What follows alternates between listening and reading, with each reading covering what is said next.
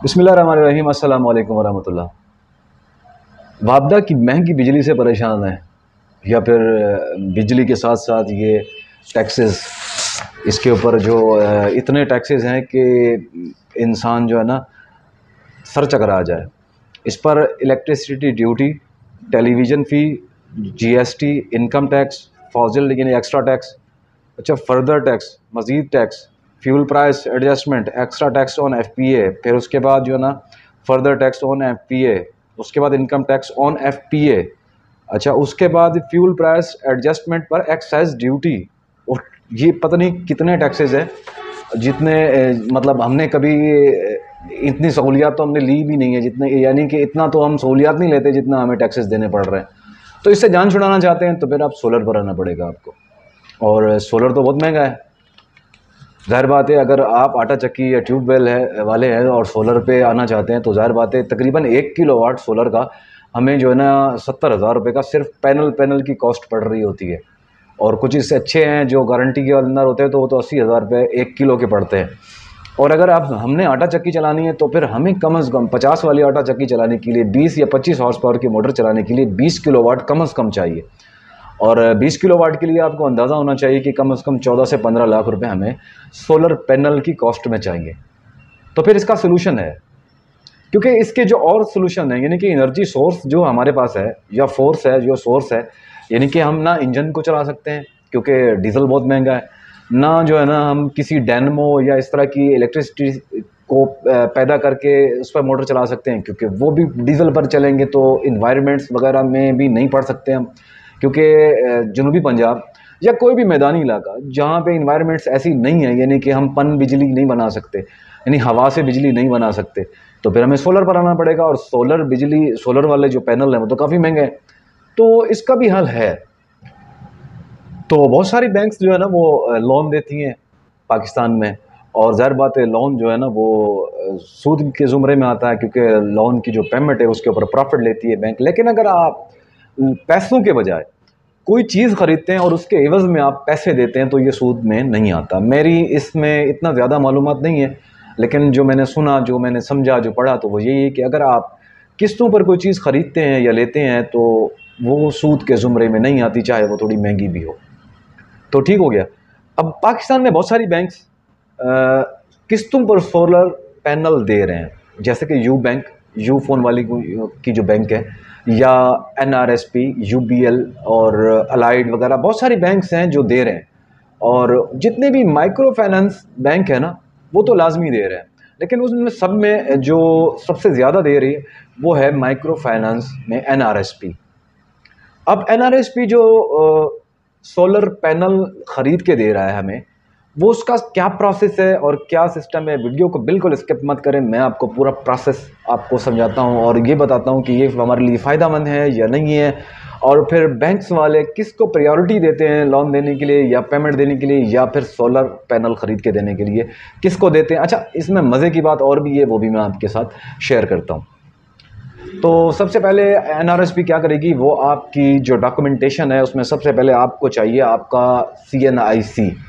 उसी सीएनआईसी पर आपका कोई भी ज़मीन का यानी कि लैंड रिकॉर्ड होना चाहिए, आपके नाम पे ज़मीन होनी चाहिए जहाँ पर आप कारोबार कर रहे हैं, जहाँ आप सोलर पैनल लगा रहे हैं, वो आटा चक्की आपके नाम होना चाहिए, यानी कि वो ज़मीन 4 मरले 5 मरले या 10 मरले जो भी है आपकी, वो आपके नाम होना चाहिए, या फिर उसके नाम होना चाहिए जो वहाँ से लोन लेना चाहता है या सोलर पैनल ख़रीदना चाहता है।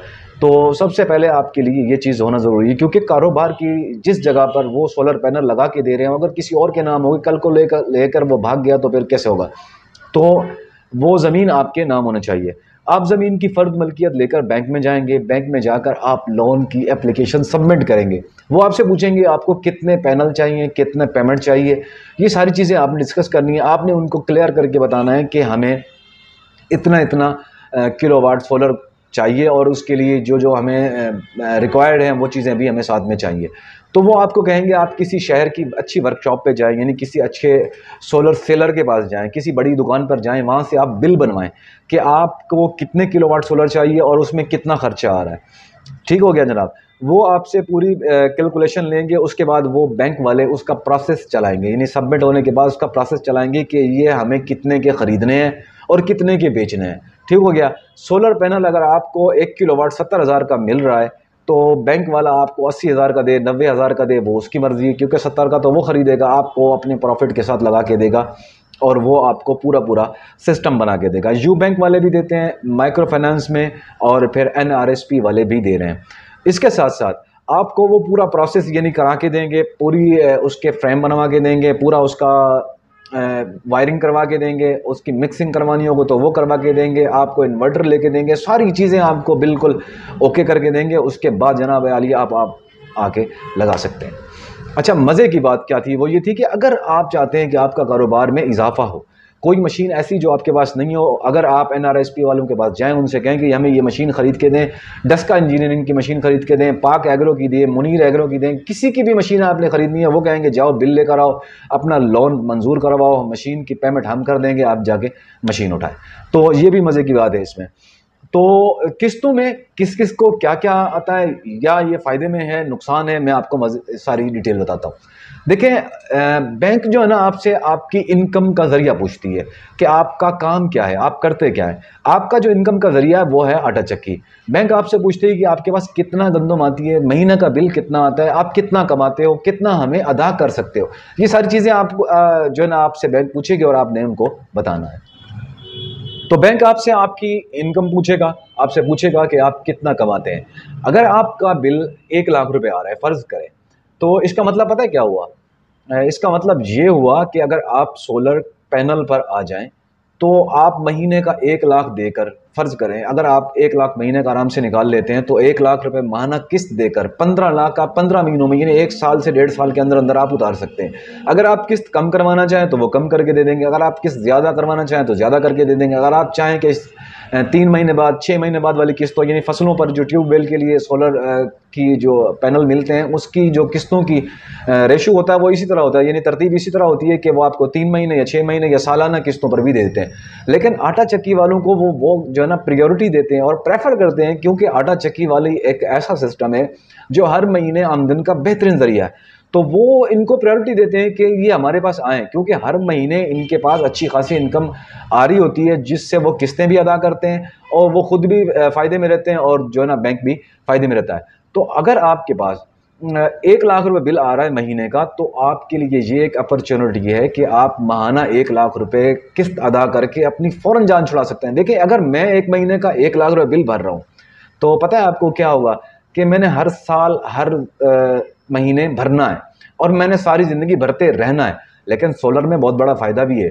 सोलर 2 साल बाद, 15 महीने बाद, 1 साल बाद आपका हो जाएगा, उसके बाद बिल नहीं होगा। यानी किस्तों से जान छूटी तो आपकी जान छूट गई। इसलिए बैंक वाले भी इसको प्रेफर करते हैं आटा चक्की वालों को, क्योंकि इनकी माहाना अर्निंग अच्छी खासी है। ये महीने में हर महीने अच्छी खासी जो ना पेमेंट जमा भी करवा देते हैं और फिर इनके अंदर नागे वाला काम नहीं है, ये कारोबार बंद होने वाला नहीं है। तो इसलिए वो इनको भी बहुत प्रायोरिटी देते हैं और खुश होते हैं कि जी ना आटा चक्की वाले आएँ।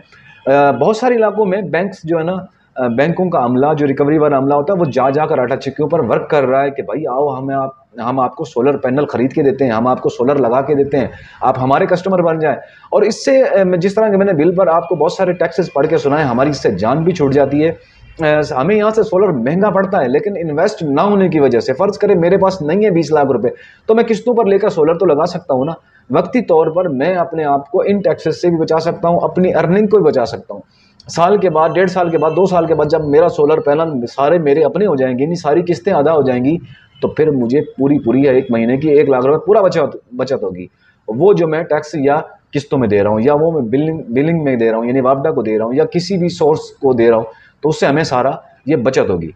तो अगर आप इस वजह से परेशान है, टैक्सेस की भरमार की वजह से, बिजली की महंगे होने की वजह से, डीजल और फ्यूल के महंगे होने की वजह से परेशान है, इंजन पर चला रहे हैं तब परेशान है, तो फिर आप सोलर पैनल लगवाएं और किस्तों के सोलर पैनल का फ़ायदा उठा सकते हैं। तो जनाब, अगर आप चाहें तो सोलर पैनल की वहाँ से आप किस्तों पर ले सकते हैं। और ये वीडियो किसी किस्म की कोई ऑब्ज़र्व नहीं है, ना ही कोई पेड कंटेंट है, ये सिर्फ आपके भले के लिए मैंने बताया। अगर आप चाहें तो वहाँ से अपनी आटा चक्की के लिए आधा सोलर भी ले सकते हैं, यानी कि आप वहाँ से 10-15 लाख रुपए का लोन मंजूर करवाने के बजाय 7-8 लाख का मंजूर करवा के उसके पैनल लेकर मिक्सिंग करके चला सकते हैं, आधा वापडा पर आधा सोलर पर। और इसके साथ साथ जो है ना आप उनसे पूरा सिस्टम खरीद सकते हैं, यानी कि इन्वर्टर समेत हर चीज़ समेत कारीगर की मजदूरी सब कुछ लगाने के बाद आप पूरा सिस्टम वहाँ से ले सकते हैं और आपको इससे बहुत ज़्यादा फ़ायदा होने वाला है। क्योंकि जितना भी हमारी जो वापडा की बिजली है वो, उसमें मैंने आपको पिछली वीडियो में बताया था कि बहुत ज़्यादा शॉर्टेज के ख़तरात हैं हमारे पास। अब रेमिटेंस नहीं आ रहे हैं तो डॉलर नहीं है, पेमेंट नहीं हो रही, इंटरनेशनल जितनी भी बिलिंग है पाकिस्तान की वो रुकी हुई है। यानी कि हमारा जो सबसे ज़्यादा अभी आजकल एनर्जी सोर्सेज पैदा होने के जो हैं वो ये हैं कि हम कोयले पर बिजली पैदा कर रहे हैं और कोयला सारा बाहर से आता है। पाकिस्तानी कोयले बहुत हैं लेकिन पाकिस्तान की कोयले पर बिजली नहीं बनती, कोई भी पावर प्लांट पाकिस्तानी कोयले पर नहीं चलता। तो बहुत सारे मसले मसाइल हैं और इन सब का जो हल है हमारे पास जो बाज़ाहिर जो सीधा सीधा नज़र आ रहा है वो यही है कि अपने आप पर इन्हिसार करें, यानी अपने आप के अंदर वो चीज़ें लेकर आएँ कि अब हमें दूसरों पर इन्हिसार करना ही ना पड़े, यानी वापडा पर हमें मुनहसर रहना ही ना पड़े। तो हम इसके लिए बेहतर हल जो है वो यही है कि आप सोलर पर आएँ और जिस तरीके से भी मुमकिन हो सोलर लगाएं, चाहे वो नकद हो, अगर इतनी ज़्यादा इन्वेस्टमेंट आपके पास नहीं है तो फिर आप किस्तों पर लगाएं और किस्तों पर आप 10 किलो 15 किलो जितना भी चाहें लगाकर उसे आप मिक्स करके चलाएं, आधा वापडा आधा सोलर, ताकि हमारी जितनी भी जो अर्निंग है वो हमें महफूज तरीके से मिले, हमें इतने टैक्सेस ना भरने पड़े या इतनी महंगी बिजली हमें ना ख़रीदनी पड़े। तो मिलते हैं अगली वीडियो में, जब तक के लिए अल्लाह हाफिज़। मैं इसके ऊपर एक और वीडियो बनाऊंगा पूरा प्रोसेस जो कि मैं खुद इस पे जो है ना अपनी एप्लीकेशन सबमिट करवा रहा हूँ नेक्स्ट आटा चक्की के लिए। तो फिर जैसे ही वो होती है पूरी वीडियो वो भी आपके साथ में शेयर करता हूँ।